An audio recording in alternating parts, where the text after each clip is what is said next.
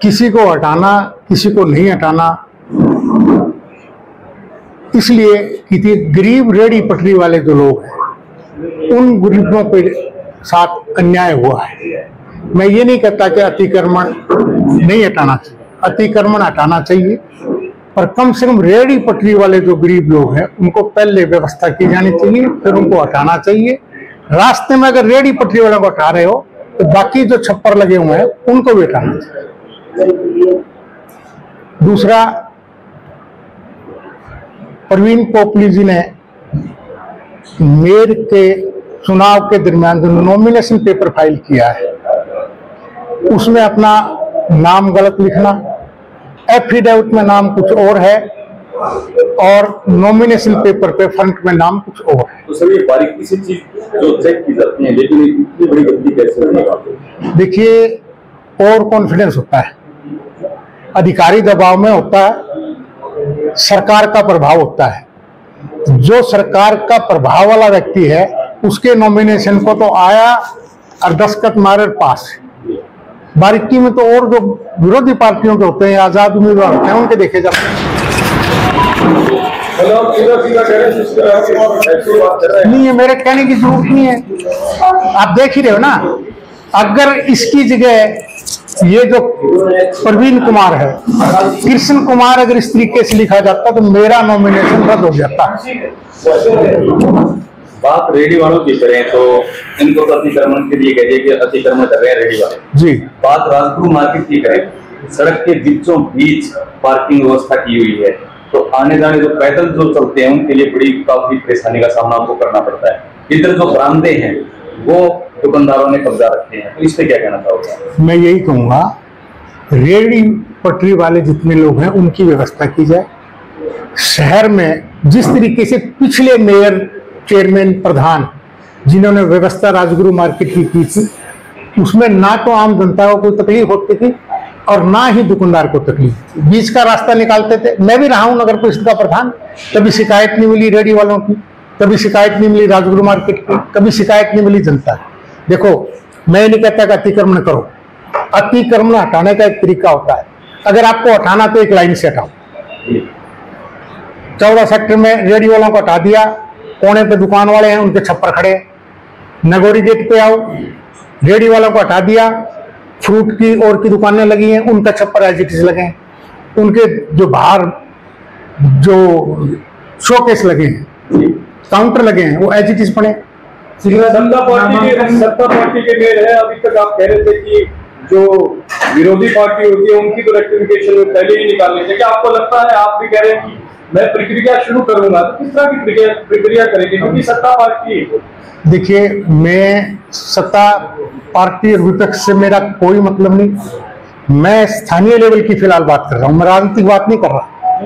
जो आज स्थिति शहर में बनी है पिछले 15 दिनों में, उस स्थिति की बात कर रहा हूं कि शहर के अंदर एक इतना जबरदस्त हुआ विरोध या लोगों के अंदर इतना अविश्वास पैदा हो गया कि कब कौन आएगा, रेहड़ी उठा ले जाएगा, पटरी वालों को उठा ले जाएगा, किसका छप्पर तोड़ेंगे, किसी का छोड़ेंगे। तो इस विषय में मैं काफी न्यूज़ में पीड़ा हो रखी थी गरीब रेहड़ी वालों को देख के, इसलिए मैंने ये मुद्दा उठाया। अदरवाइज मेरा इस मुद्दे को उठाने का कोई इरादा नहीं था। मैं आखिर तक जाऊंगा। अगर मैंने 2 मिनट पहले भी किसी में कहा, आज भी अगर प्रवीण पोपली जी इन रेहड़ी वालों की व्यवस्था कर दे, इनको जगह दे दे, इनको व्यवस्थित तरीके से लगा दे, इन गरीब आदमियों का घर का खर्चा चल जाए, गुजारा चल जाए, बच्चों की पढ़ाई हो, मकान का किराया हो, मैं आज भी इस केस को वापस ले सकता हूं। अदरवाइज 10 दिन के बाद मैं हाईकोर्ट जाऊंगा। क्या केस है? केस क्या है? ये केस है कि नॉमिनेशन के टाइम आपको नोटिस देने पड़ते हैं। पोपली जी की तरफ लाखों रुपए का हाउस टैक्स आज बकाया है। आज की कल की 12 तारीख तक पोपली जी ने हाउस टैक्स नहीं भरा, जिसकी के अमाउंट लाखों रुपए में बनते हैं। पोपली जी ने 6 तारीख को भास्कर में एक प्रेस नोट जारी किया, जो आपने देखा होगा, आया हुआ है कि जो भी नगर निगम का डिफॉल्टर होगा उसके हम नोटिस लगाएंगे। उस श्रेणी में पोपली जी भी बताते हैं सबसे पहले देखो हम सफाई करते हैं घर की, सबसे पहले घर के अंदर की सफाई करते हैं, रोड पर तो बाद में जाते हैं ना। तो पहले पोपलीजी को अपना हाउस टैक्स भरना चाहिए था। अब ये सरकारी पेपर है, ऑनलाइन आप चेक कर सकते हो। पोपलीजी की तरफ 2 लाख से ऊपर हाउस टैक्स तो कागजों में दिखाया जा रहा है। नया कोई बना होगा वो और आएगा। जहां तक मैं सोचता हूं कि इन्होंने एक ही बिल्डिंग के 2 अकाउंट बना रखे हैं, 2 आईडी है, एक 39 गज की और एक 50 गज की।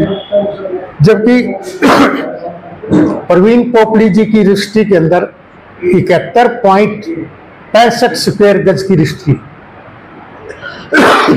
और उसकी सर्विस रिपोर्ट ये कहती है कि पोपलीजी 50 गज में 1 और 39 गज में 1, 2 हिस्से दिखा रहे हैं उसके। तो 89 गज तो यही हो रहा है। उसके अलावा पोपलीजी की दुकान के आगे 4-5 फुट सीढ़ियां हैं जो कि अतिक्रमण में आती है, कब्जा होता है। अगर पोपलीजी की ईमानदारी से, देखिए मैं मौके पे नहीं गया हूं, मैं तो उनकी रजिस्ट्री और नॉमिनेशन पेपर पे जो उन्होंने खुद एक्सेप्ट किया है मैं उसकी बात कर रहा हूं।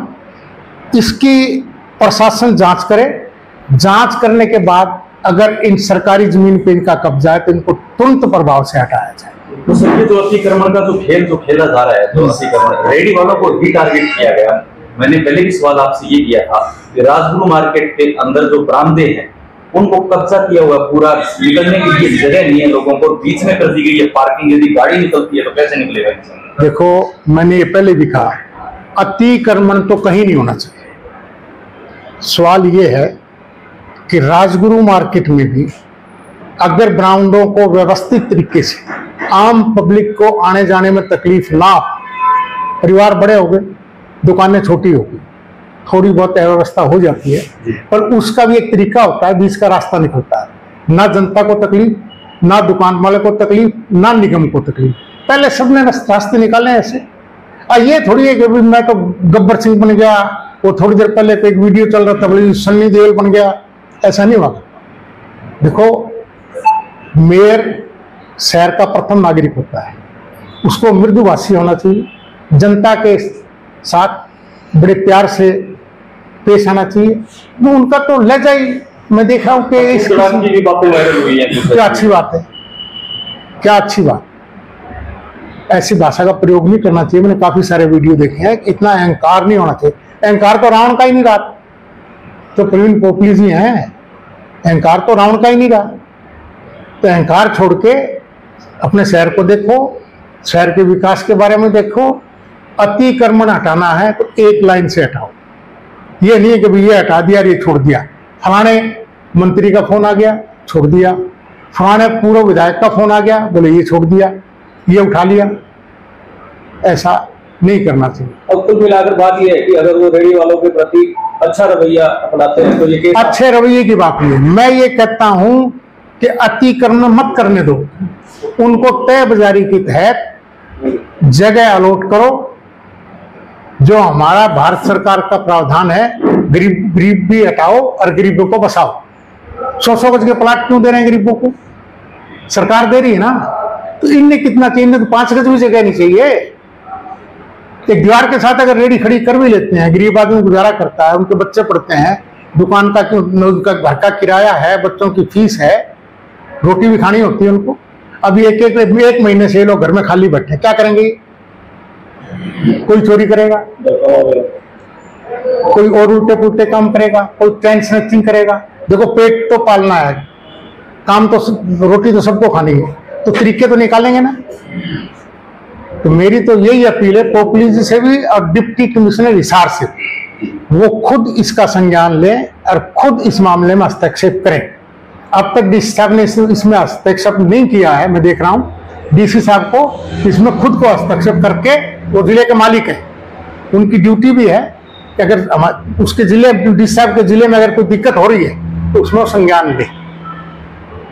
बिल्कुल जी, एनवेलप आप लेके आए साथ में, क्या कोई एविडेंस भी है केस में?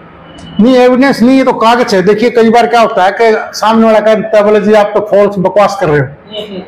मैं किसी भी किस्म की जो बात आपसे कर रहा हूं, वो पेपर के आधार पे कर रहा हूं, मेरी इसमें कोई वो नहीं है। चाहे ये नॉमिनेशन पेपर है तो इस पे ये नाम लिखा है, आप खुद देखो क्या लिखा है।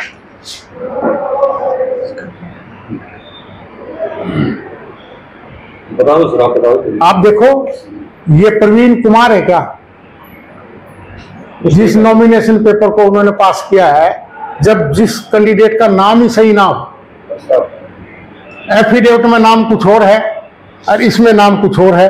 अब आप एक चीज और देखो, ये फोटो भी दिखा दीजिए, ये वाली क्या है बताइए। ये होटल है इनका, गरिमा कॉम्प्लेक्स और मेडिकल की शॉप।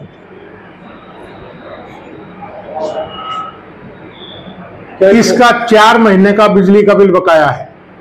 कल डेट लास्ट थी, कल की डेट में आज सुबह तक ये बिल नहीं भरा गया है। 17.85 किलोवाट का ये कनेक्शन है।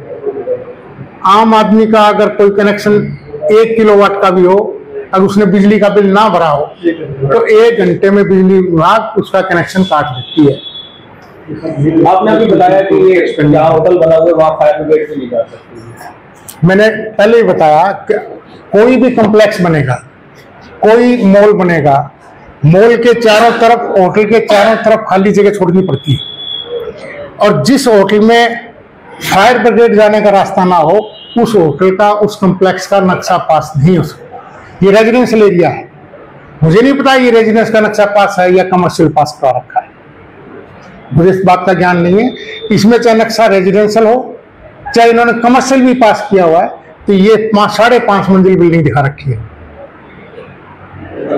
5.5 मंजिल बिल्डिंग दिखा रखी है। और पता नहीं कितने साल पुराना इनका हाउस टैक्स बकाया आ रहा है, 4 महीने का इनका बिजली का बिल बकाया आ रहा है। फायर ब्रिगेड को घुसने की जगह नहीं है, नाम इनको सही लिखना नहीं आ रहा है। उसके बाद बावजूद इनका नॉमिनेशन पास हो रहा है।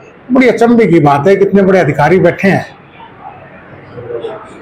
अब ये 71 गज की रजिस्ट्री है इनकी, और इस नॉमिनेशन पेपर पे ये एक्सेप्ट करते हैं कि जी मेरे 1080 गज का एरिया मेरा है, एफिडेविट दिया हुआ है।